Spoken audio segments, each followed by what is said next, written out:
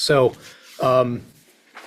we thought we would just air our dirty laundry here and tell you about problems that we know about or that people have told us about.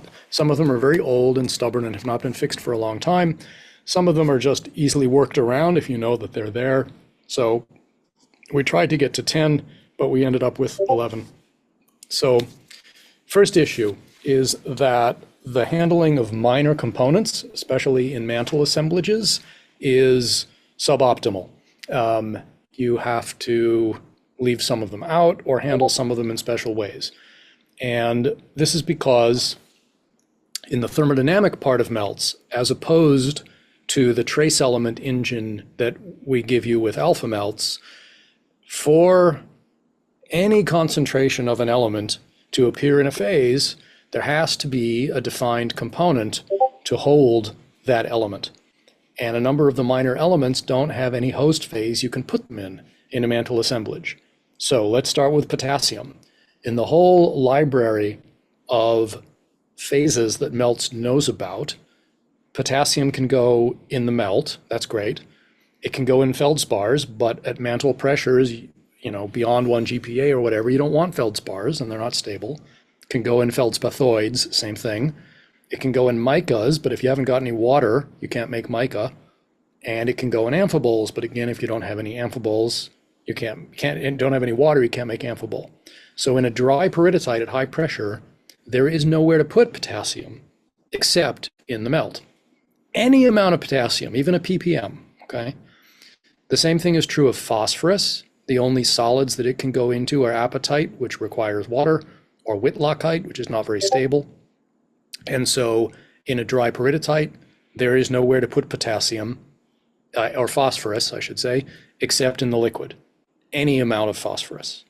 Okay, so if you put K2O or P2O5 into your bulk composition and do a peridotite bulk composition and start calculating, you'll find that there's no solidus.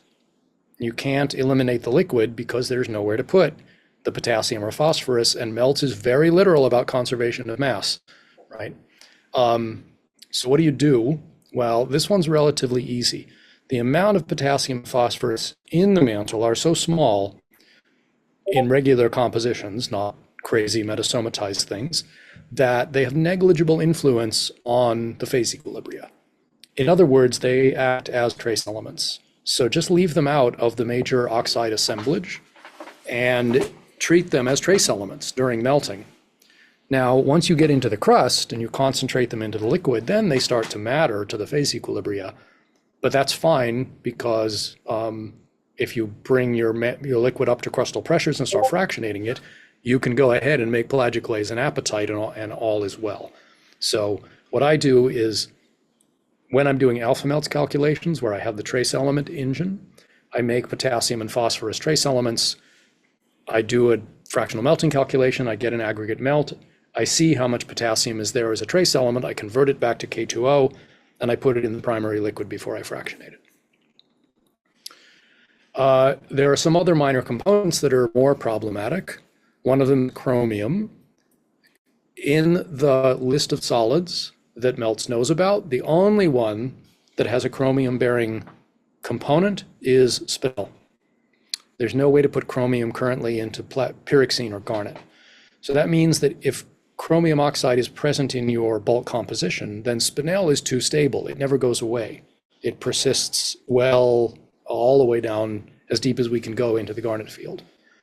On the other hand, if you leave out chromium, which does really stabilize spinel in mantle assemblages, then spinel is not stable enough.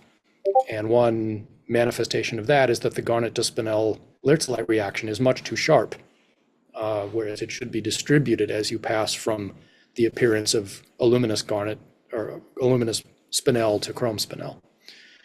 What I've done about this when I've had to deal with this is run both the chromium bearing and chromium free cases and make sure that for whatever conclusion I'm trying to draw, that it is similar in both of those cases. So it's not dependent on the behavior of chromium. If for whatever conclusion you're trying to draw, the result is acutely sensitive to the presence or absence of spinel and what chromium is doing, then for the moment you're stuck until we build a more general garnet model and a more general pyroxene model that can give chromium somewhere else to go. The other two that are worth mentioning, because this is not widely understood, are manganese and nickel. These are included in the rhyolite melts model. Their activity in the liquid is calibrated, and they exchange as you would expect between olivine and melt. But they were excluded from the pMELTS liquid calibration. They're just not in it. And so if you include manganese oxide or nickel oxide in a pMELTS calculation, they are acting as ideal solution components in the melt, and their behavior is meaningless. They will not help you in any way to understand what's going on. So if you're doing a pMELTS calculation, just leave out manganese and nickel, or again, treat them as trace elements, compatible trace elements. Okay, issue number 2. I hinted about this one earlier. Several versions of the MELTS interface have find liquidus functions that one often uses at the beginning of a calculation, because if you're doing fractional crystallization, you generally want to start at the liquidus, and you don't necessarily know in advance where the liquidus is, so you tell the program to search for it. And the way that search is defined is look at the phase saturation algorithm. If any solids are saturated, go up temperature until the system is all liquid. And the problem there is that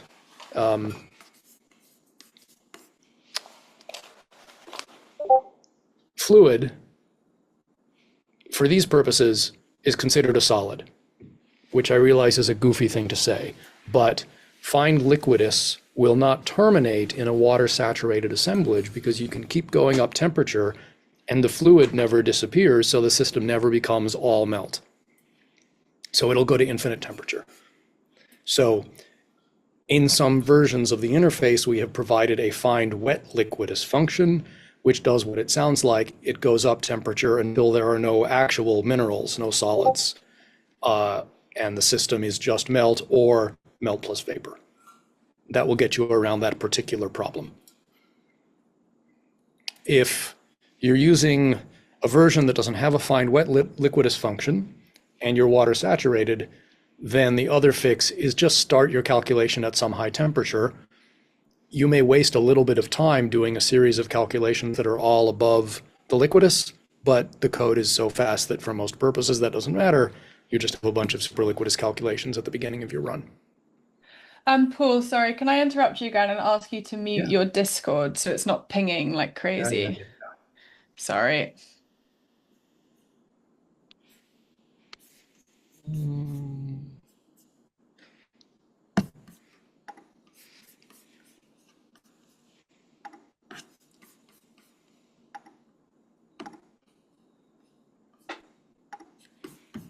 Okay, muted.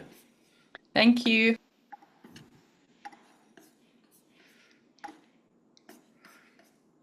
All right, issue number 3, missing phases, or rather, phases that are not complicated enough to do what you need them to do. And by this I mean mostly amphiboles and micas. If you think about at igneous temperatures, what is the effect of any minor component of a mineral on a site? Okay, the contribution of 1 mole% of anything to the configurational entropy is minus R x log x, 0.01 log 0.01. That should say 0.383, no, that's joules per Kelvin per mole. So if you're at 1000 Kelvin, the contribution to the Gibbs energy is minus TS, okay, is 383 joules per mole, which is enough to matter, especially if you're dealing with an amphibole, say, that has minor potassium and minor vacancies on the ace site. It has some minor titanium, it has maybe some fluorine, maybe some oxo component. It's got like 6 minor components, each of which are contributing something like 400 joules per mole. Together, they lower the Gibbs free energy like 2.5 kilojoules per mole, and that makes all the difference as to whether an amphibole will actually appear in the assemblage or not, compared to competing minerals.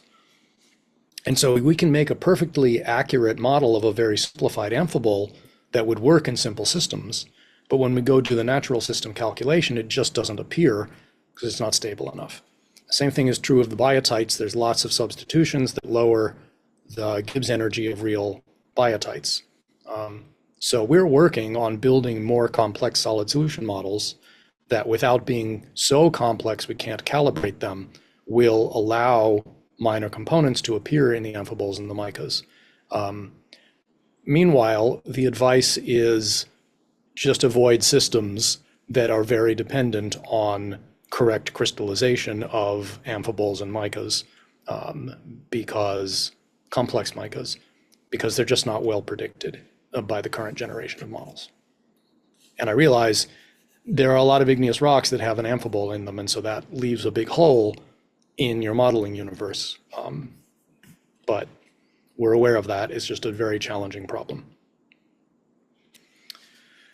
Issue number 4 is the fact that there are 4 active calibrations of the model, and it's very difficult to remember why and which one you should use.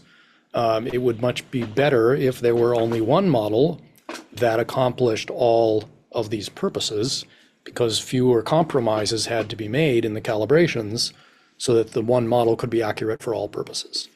So Mark Yorso and Aaron Wolf and others are working on something called MELTS 2.0, which ideally will accomplish this. It will replace all 4 of the existing MELTS calibrations with a single updated model. We don't know if it will actually do that because it's not done yet. We haven't seen it, but that's the goal. Yeah, my understanding is that they have a model that works, but so far only for anhydrous systems. Okay, so it replaces pMELTS and rhyolite MELTS 1.0, but not yet 1.1 and 1.2, unless they extend it before they release it. Yeah, yes, it's pMELTS and rhyolite MELTS 1.0.2, but only like anhydrous version. And rhyolite MELTS, the rhyolite MELTS adjustment was specifically for water saturated systems. So yeah, it replaces the original MELTS, if you like, anhydrous part and the pMELTS anhydrous part. But it is also like, it's a framework that can be built upon. Kind of following on a little from what Nico was saying earlier about how the solution models are essentially hard coded and in the Holland and Powell world, it's that's obviously a big problem, or has been historically a problem with the MELTS development. Originally it had to be that way because otherwise things would just run so slowly that you couldn't, it wasn't practical. But what Enki are doing now is moving towards something that can be more easily dynamically updated. If anyone ever gets around to inputting all of the experimental data that you need to calibrate it. So anyway. Okay, meanwhile, if you're using the existing calibrations, follow the model selector chart that is on the OFM website and in the PowerPoint that I distributed yesterday, which will tell you which of the models you should be using for each of your particular calculations. Issue number 5 is, what if you need to go to high pressure? The model gets worse as you go beyond the pressure range where it works well. And the goal with pMELTS was that it should work well up to 3 GPa. I don't think we trust it at that pressure range anymore. I think the evidence has accumulated that the accuracy is already pretty much degraded by 2.5 GPa or so. Also, the temperature offset between an actual experiment and a MELTS calculation that matches it as well as possible in, for example, the melt fraction, that number becomes bigger as we go to higher pressure, and the liquid compositions become worse. I have a hard time at this point believing pMELTS numbers from above about 2.5 GPa. Now, the problem with that is if you're running in a relatively hot mantle at high potential temperature, melting begins deeper than that.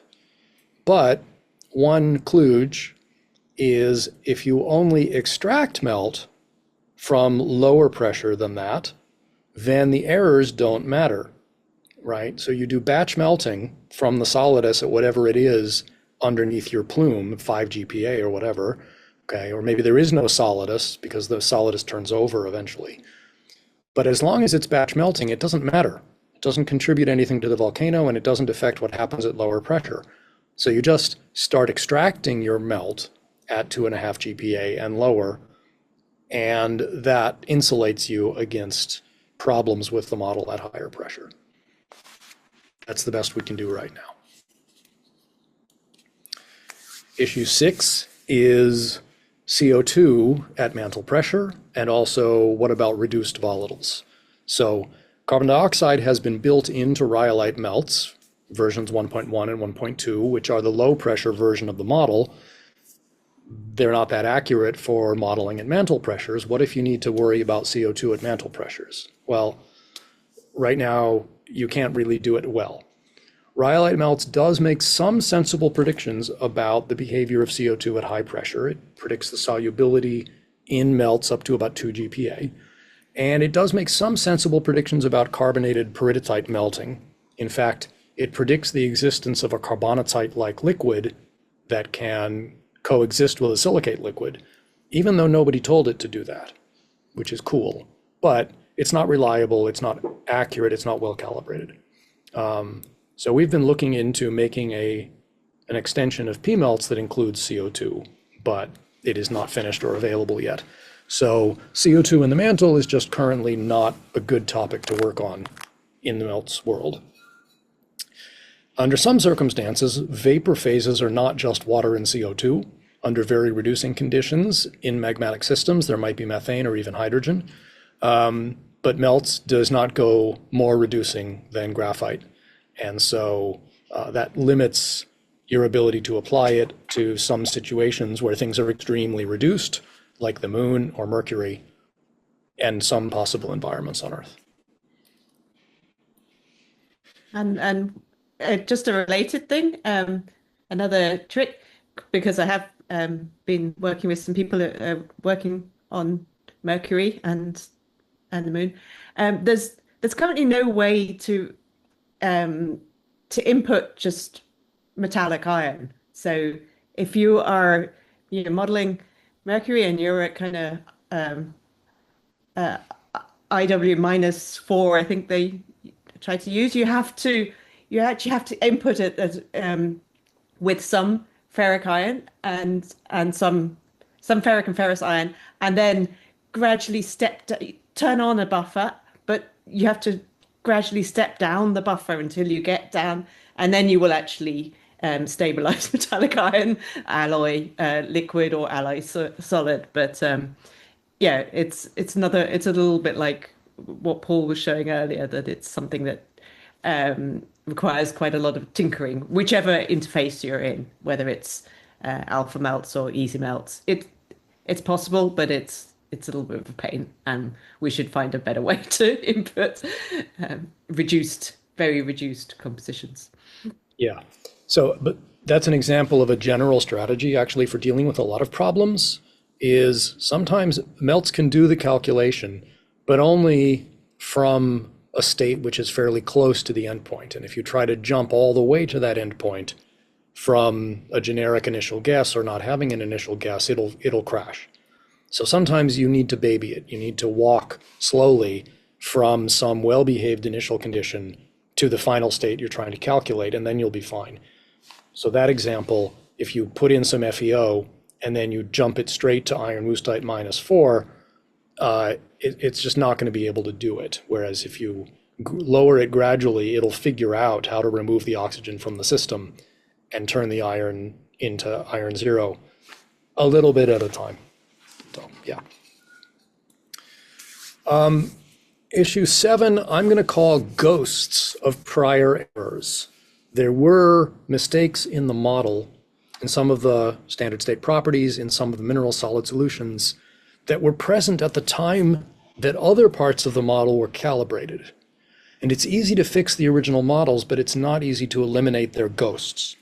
Okay, so as an example, both the biotite model, biotite has 3 octahedral sites, and the Garnet model, Garnet has 3 X sites, there was an error in the handling of the multiplicity of that site per formula unit in the activity composition relations in the original version of the model. And so the Garnet compositions before the model was fixed and the biotite compositions before the model was fixed were really dumb. They were always very, very, very high magnesium. Now that those models have been fixed, the Garnet and biotite compositions are much better. The problem is that Garnet pyroxene pairs were used in the calibration of the pyroxene model, and the pyroxene model is much harder to fix. It was an enormous job for Sack and Ghiorso to build the non-quadrilateral multi-component pyroxene model. The result of that, we believe, is that when you use the corrected Garnet model, which is now the default in all versions of MELTS, you get good Garnet compositions, but the pressure of the Spinel-Garnet transition in lertzolite moved down several kilobars when we made that fix, and we don't really think it's right anymore. Although interestingly, it agrees with the latest Holland and Powell calibration of where the Garnet-Spinel transition is. So in alphaMELTS 1.9, we gave you the option to choose which Garnet model to use. So you could either get Garnet compositions or good pressure of the Garnet-Spinel transition. alphaMELTS 2 doesn't have that switch, but I know I was told that Lynn Elkins asked us to turn it back on, so we'll try to do that. Then there is an issue with rutile, corundum, tridymite, and cristobalite. There were errors in these components that have been fixed, which gives better behavior of TiO2 and Al2O3 at low temperature, but you will sometimes get rutile and corundum appearing now, especially at high temperature, in assemblages where they really shouldn't. Paula, do you want to say more about what's up with that TiO2 and Al2O3? Right. Yeah. So well, just first, tridymite and cristobalite, that was just because when they did the rhyolite melts adjustment, they only did the adjustment for quartz and sanidine and not for the other silica polymorphs. And so when Valerie wanted to do calculations on Mars, like for higher temperature explosive volcanism, where they had detected tridymite,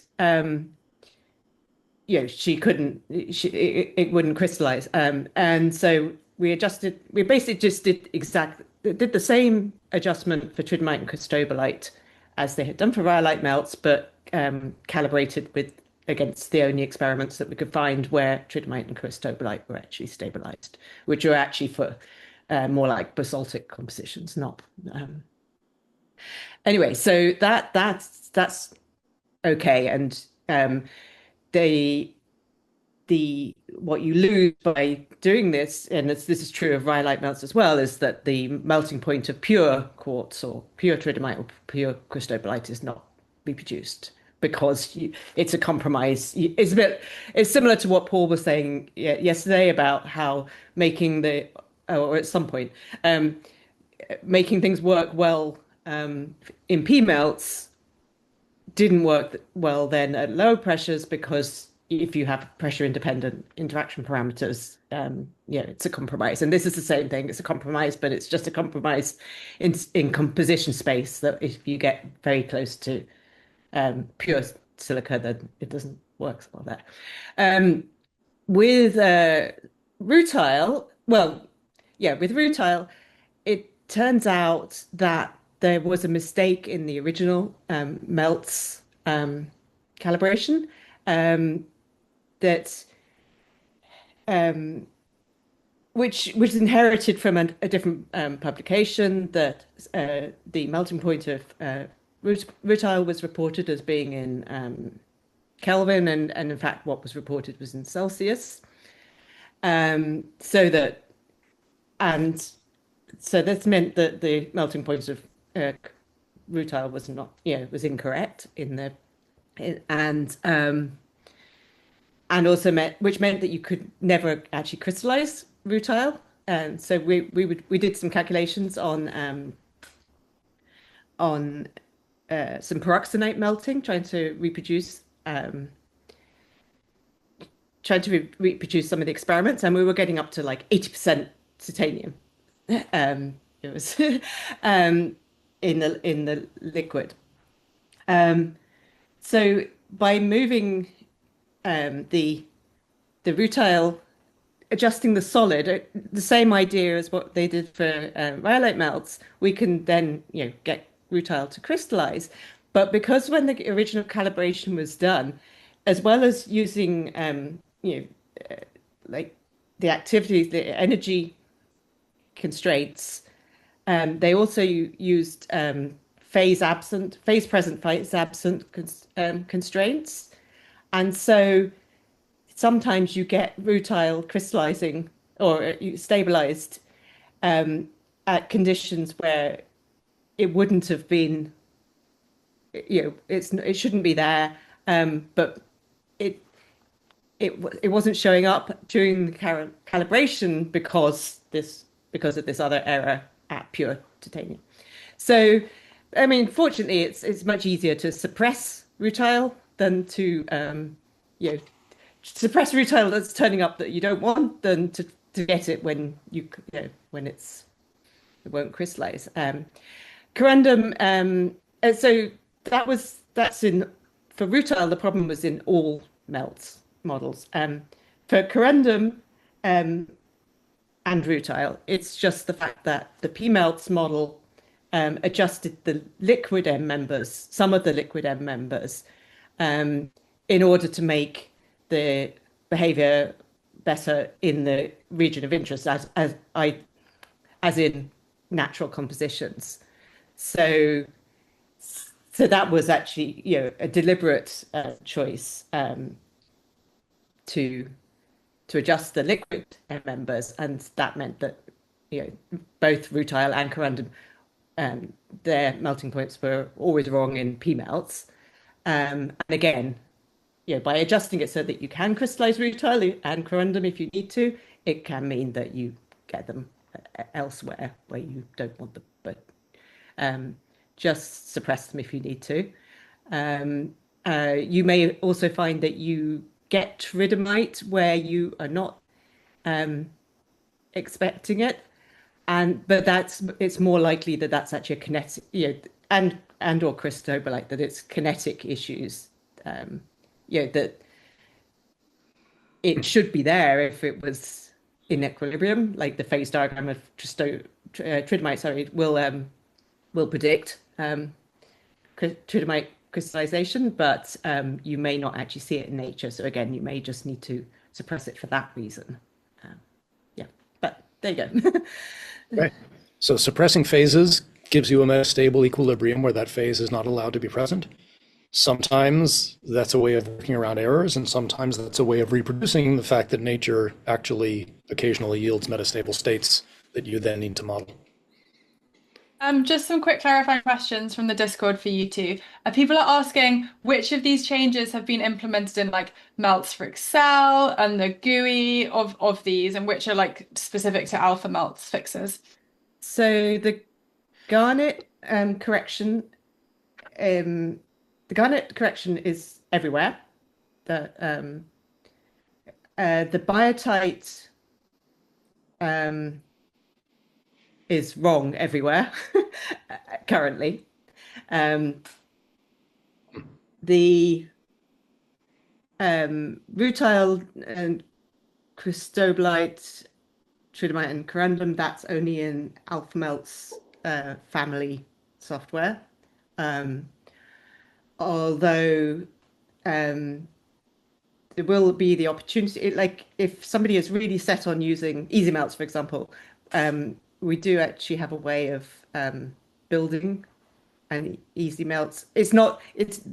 All the distributed software in that kind of family, which is like the Magma Chamber Simulator, EasyMelts,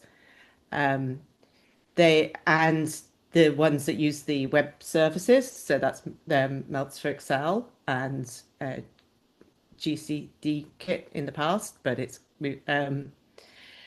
they all don't have those like rutile corundum tridymite cristobalite tweaks, but they can, well, easy melts or magma chamber simulator, you could in theory build a version that had those adjustments if you really want to use one of those and you really want to do something where those phases are important. But we just, for consistency, all the distributed software in that family does not have those. And at some point, I am going to, or very soon, tabulate exactly which adjustments are in which families of software. And so that may be a reason that nominally the same model will give you different results from different interfaces. Yeah, but at least in general, there's usually a way to test that. I mean, you can obviously simulate what you would get in easy melts or melts for Excel or whatever by just suppressing the phases in question. So. Yeah. Okay, issue 8, some people have already seen this week, is sometimes you get more pyroxenes than you should. In particular, in situations where there ought to be 2 coexisting pyroxenes, you get 3. And often one of them has a ridiculously high aluminum and high titanium composition. So this is a manifestation of the fact that in multi-component non-ideal mixtures that have positive deviations from ideality, it's very hard to squash all the miscibility gaps everywhere in composition space, especially places where you don't have any data that tell you that the model needs to be less non-ideal where there is no data, okay? And so Mark and Richard tried quite hard to squash all of the undesirable miscibility gaps in the pyroxene model, but they didn't quite get them all. Okay, so this happens. Usually it's a small amount of the wacky pyroxene that forms, and so it's not a serious problem, but there are a couple things you can do about it. In alphaMELTS, we give you the option to limit the number of coexisting client pyroxenes to 2. And then you are just doing a metastable calculation where it wants to exsolve a third pyroxene. You've told it it's not allowed to. Or do the equilibrium calculation with the 3 pyroxenes and just add the 2 low calcium client pyroxenes together in mass and in composition when you report the results. And you'll get fine results out of that. Issue number 9 is similar. There are, in fact, miscibility gaps in the MELTS liquid model, but they're not well calibrated. If you actually want to describe liquid immiscibility, which of course is a real thing in igneous petrology, you need experiments that have 2 liquids coexisting and quenched in contact, and you can measure the composition of both of them. When you have that kind of experiment, it's extremely valuable for building a solution model because the results of that experiment depend only on the excess parameters, not on the end member parameters and not on the knowledge of the thermodynamics of any coexisting solid. So those are great, but there are none of them in the MELTS calibration database, and the way the MELTS and pMELTS calibration software was written, it wouldn't even know what to do with a 2 liquid experiment. The result of that is that where there are miscibility gaps, they are echoes of constraints from elsewhere that require positive deviations from ideality. And so they're not really very believable. The one that I mostly see is either you get exsolving from a basalt a liquid that's midway between hematite and phayolite, it's just an iron silica liquid, or you get a calcium phosphate liquid. So usually the best thing to do is only allow 1 liquid so that immiscibility doesn't happen. The risk with that is if you're actually doing calculations inside a spinodal where the liquid is unstable, then the behavior is unpredictable because you're trying to get solids to equilibrate with the free energy surface of a liquid that's not convex, right? So then you can turn on multiple liquids and you'll get stable behavior by forcing the liquid to be in a region where it's actually convex. But if you see that, if you allow multiple liquids, because the model's acting funny when you don't, and you get some composition of coexisting liquid, don't go out and publish that you discovered something interesting about liquid immiscibility, because it really is not a well-constrained feature of the model at present. Issue number 10 is sometimes, even though the algorithms are designed to find the global minimum, the actual equilibrium state, sometimes they don't. Sometimes they return multiple states at the same conditions depending on what the prior state was. In other words, they're path dependent. So if you come down temperature to some condition and then you come up temperature to the same condition and you get different answers, well, that should not happen, right? But sometimes it does.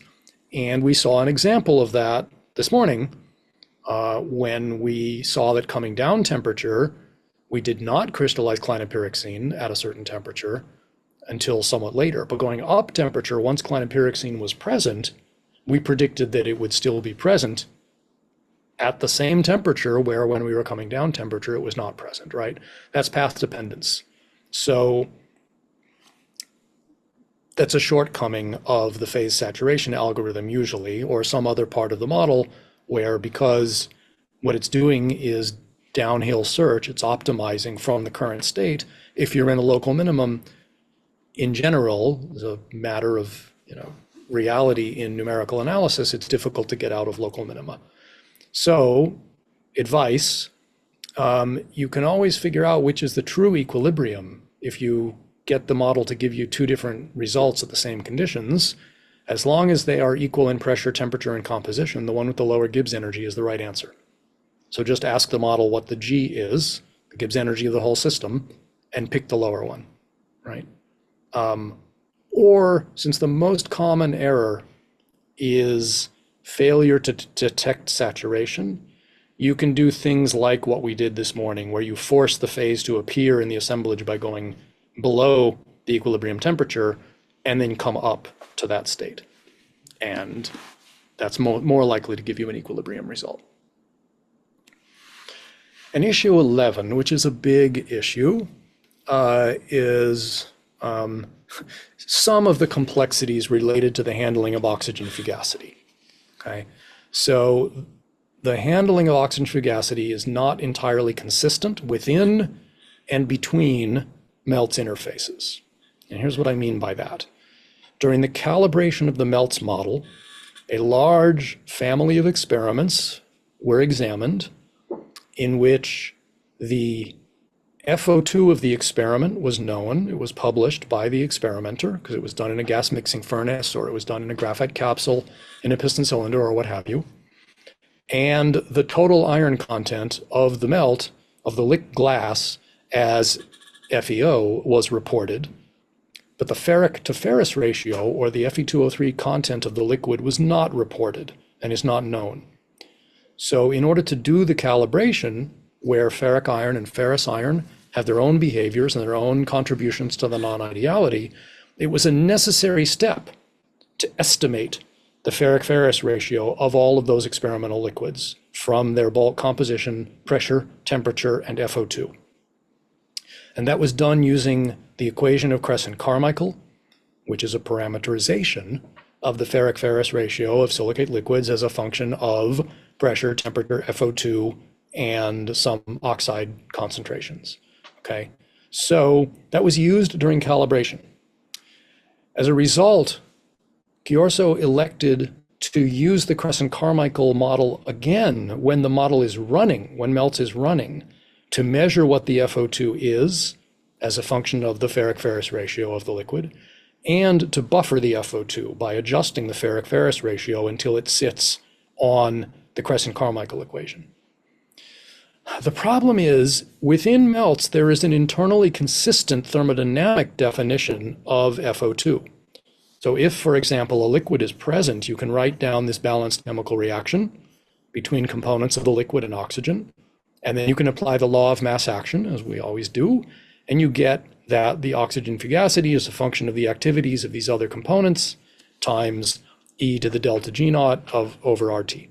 Okay, so we know delta G naught, we know the activities of all these components, we know the FO2. And we could drive this equation until the FO2 has the value we want. And that's the internally consistent FO2.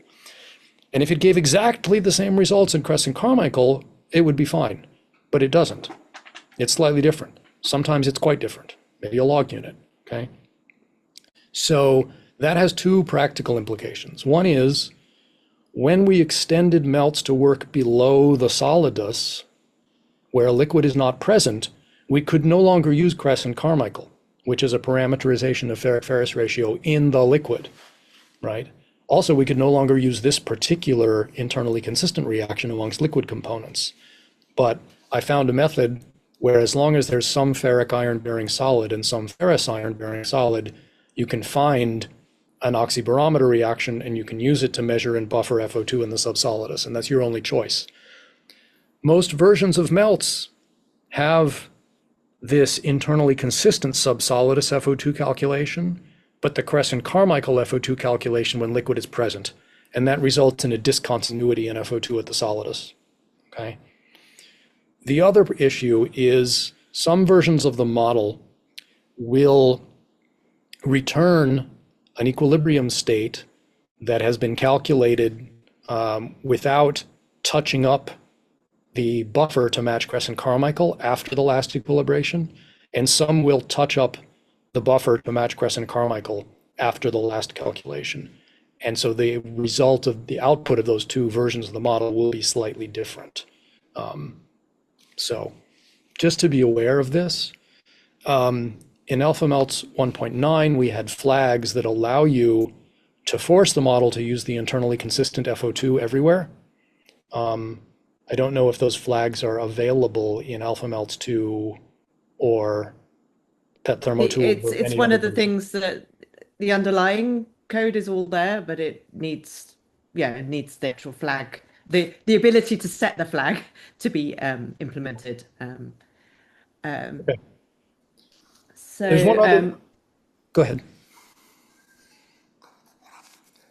There's one other issue with FO2, which is if you're doing an isentropic or an isenthalpic calculation, you have to do something about the entropy or enthalpy content of the oxygen that is being exchanged with the environment.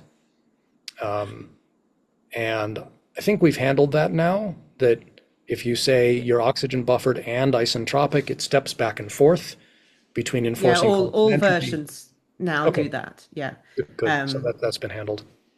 Yeah,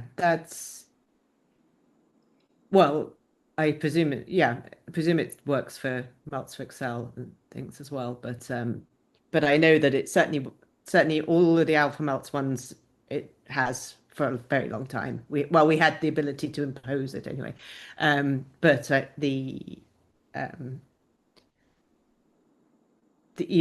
latest, or by the latest, it's probably like 10 years old, but the latest version of the original graphical user interface, and then MELTS batch, all the ones, Easy-MELTS, Magma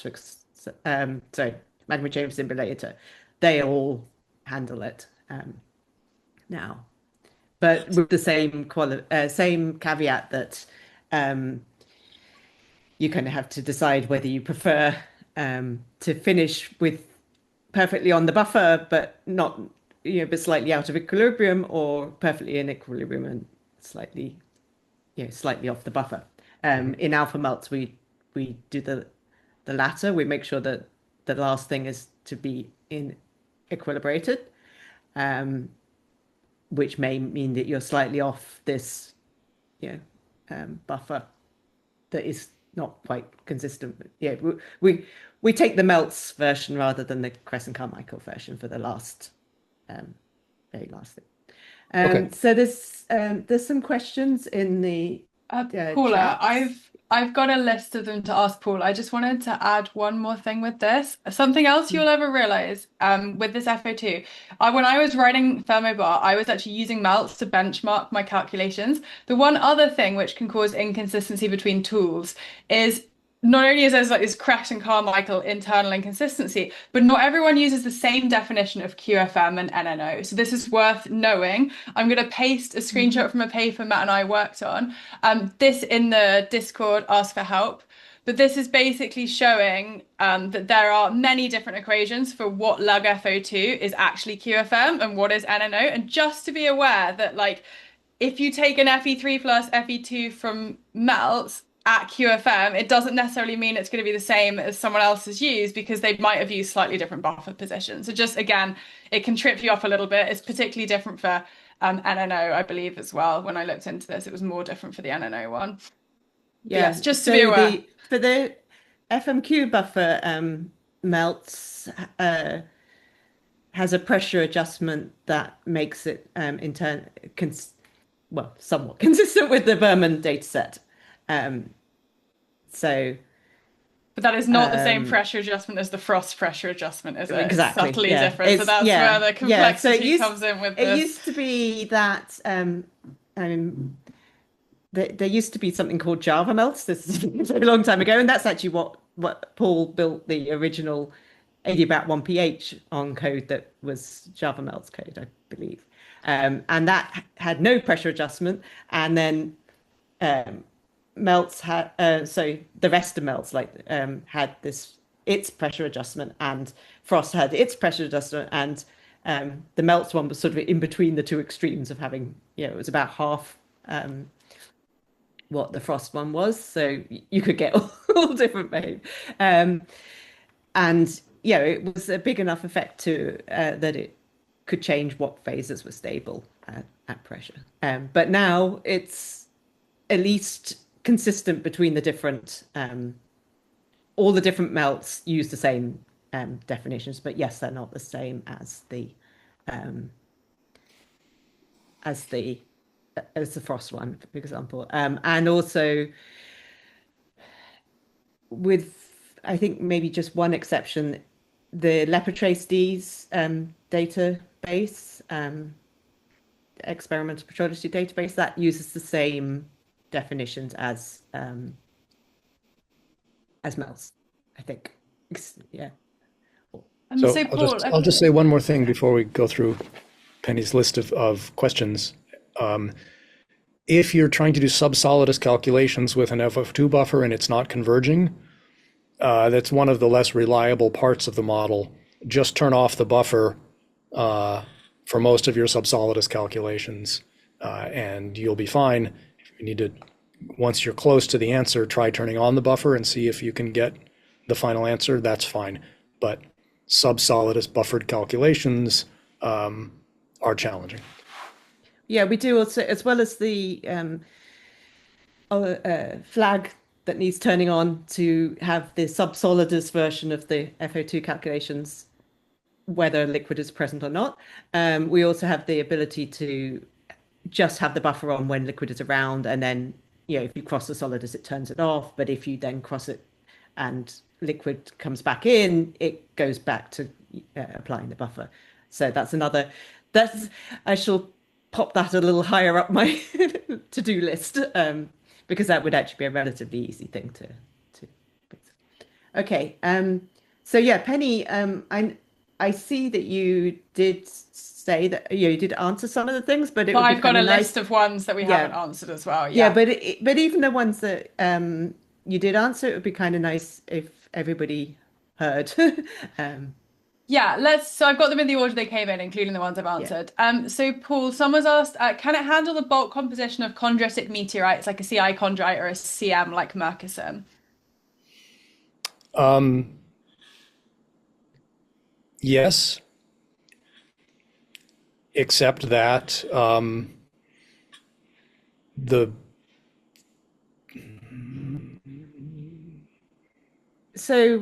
we do have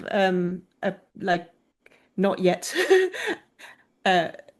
not public under development version where we're pulling in some of Denton Abel's vapors program, not the actual gas condensation part of it at the moment, but he there's a bunch of phases that appear in CI chondrites, for example, that we have either taken from Abel and Grossman 2000, which they did thermodynamic properties for things like hibonite, grossite that are consistent with the Berman 1988 thermodynamic database, which underlies melts. So we can at least or we could have some of those simple versions of some of those phases, but that isn't public yet, and it'd be another good thing. What if people have examples of things that they actually want to model, then we can try it out and see whether if you know of have a composition that should stabilize hibonite, for example, we can try it. I would say you're good for near solidus conditions in chondritic liquids, but don't try to do CAI condensation. It's not the tool for that. Yeah. So the next two questions are somewhat related. One is about, can it handle rare earth elements? And one is whether it can handle sulfides and sulfates. I guess I'm grouping them as related because the rare earth elements, like the trace elements we talked about yesterday, you can just do retrospectively. We're planning on building a trace element engine, but basically with melts, anything that isn't affecting the phase stability, you can just bolt on at the end. So you can get your data frames from Python, you then have your model of whoever's rare earth element pyroxene model you trust the most, and you can do it afterwards. With sulfides and sulfates, you can do that, and Matt and I have written a package, PySulfSat, which helps you model those saturations. They are slightly more complicated because your iron sulfide you are pulling out obviously has iron in it. That iron is going to affect the stability of your minerals. So ideally that would be iterated back and forth. We are not there yet, but planned in the works. The other one is sulfates. Obviously that might be a calcium sulfate phase, and that is going to be pulling out calcium. So in general, like these minor components, if they're not affecting the majors, you can just bolt them on afterwards, and we're hoping to build things for that. Your sulfides and sulfates are a little bit more complicated. I've had a postdoc write a Marie Curie to try and do this. If he gets funded, maybe we'll have it working. If not, probably not. Someone else can do it. Did you want to add anything to that, Paul? Or yeah, I mean, to the extent that sulfur in the melt is affecting other things about the phase equilibria, that's missing, right? There's no calibration of the influence of sulfur on the activity composition model. As far as REEs, or for that matter, zirconium, or a number of other trace elements that act like trace elements up to a point when they saturate their own phases in which they are essential structural constituents, and then they stop acting like trace elements and they become buffered. You can't really handle that with the current architecture. So you'll never crystallize zircon because zirconium is not part of the model. As long as you are not actually zircon saturated, you can treat zirconium as a trace element using the trace element engine. And with a tool like PET Thermotools and Python, you can build a zircon saturation thermometer into your model so you can check when you get to the point where you should stop treating zircon as a trace element. And if there were equally good models for monazite saturation and xenoteam and so on, you could do something similar with rare earth elements, that you can treat them as trace elements up until the point where you shouldn't. Okay, the next question was, maybe this is too specific, but I'm curious about lunar type conditions, especially the appearance of Ti3+ and others, vanadium and chromium at low FO2. Is that something melts can pick up on, and the influence in oxide mineral stability? No. Cool, that was easy. Do you want to expand on that, Paul? The answer is just no. All titanium in melts is Ti4+. The only element that has a change in oxidation state in any version of melts is iron, which can be iron 3, iron 2, or iron 0. Everything else is fixed valence. Well, a nickel. Nickel can be nickel metal. Okay, nickel can be nickel 2 plus and nickel 0. Adding redox sensitivity for any other element, sulfur, for example, okay, or titanium, would be great, but it's beyond the range of anything that anybody has considered. I suppose carbon. Carbon can be graphite and it can be carbonate, actually. So another one was, which I can answer to a bit, and we'll also be covering this in the next exercise. How much caution do you recommend for comparing the predicted end member compositions of major phases and melts to actual measured predictions?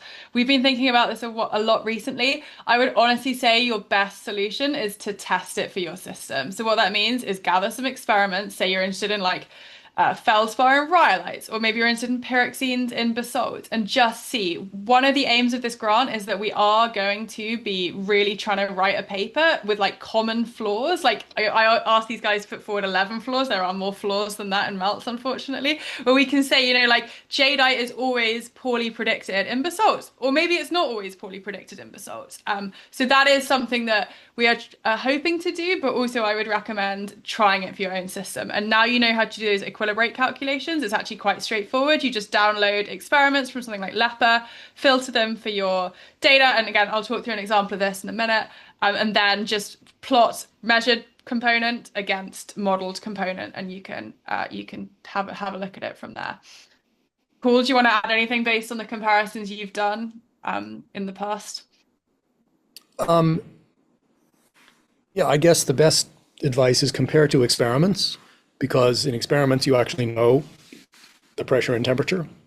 Comparing to natural rocks, there is an additional intellectual or logical step there that you're claiming you know that your rock is at equilibrium and what condition your rock is equilibrated at when you compare it to a model calculation.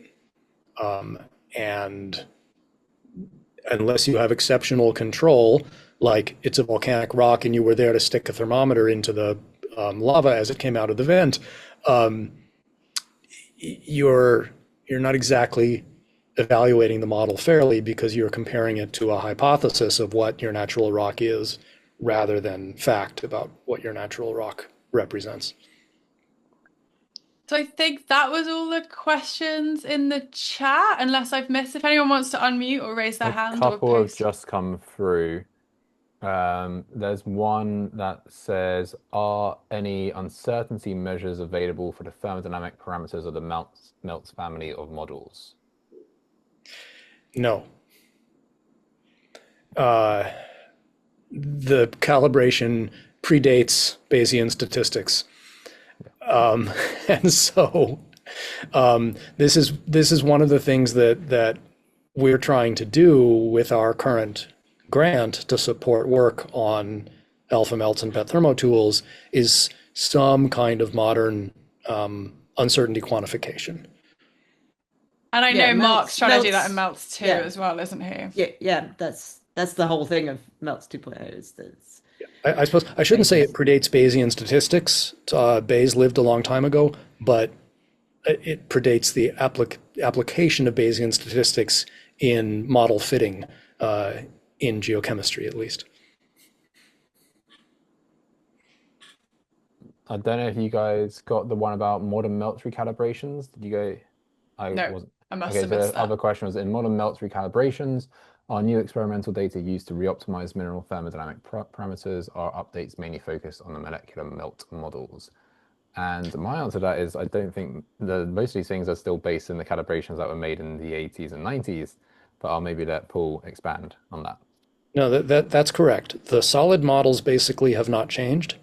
The end members are rooted in Berman, except in a few documented examples. Most of the solid solution models have never been updated since the 90s. So pMELTS is only a recalibration of the liquid species and the liquid equations of state.